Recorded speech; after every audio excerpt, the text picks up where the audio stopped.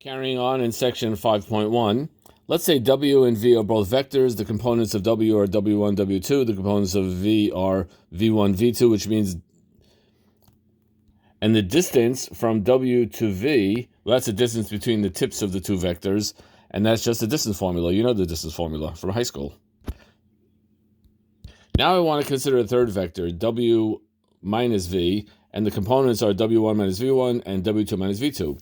Well, the length of W minus V, according to the formula that we just learned in this section, is this formula right here. But notice that this is the same as the distance.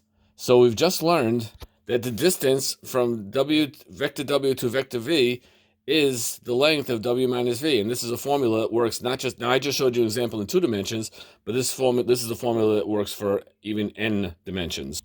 So we've just established we're going to use this symbol. D of W comma V means the distance between W and V, and we just established that the distance from W to V is the length of the new vector W minus V.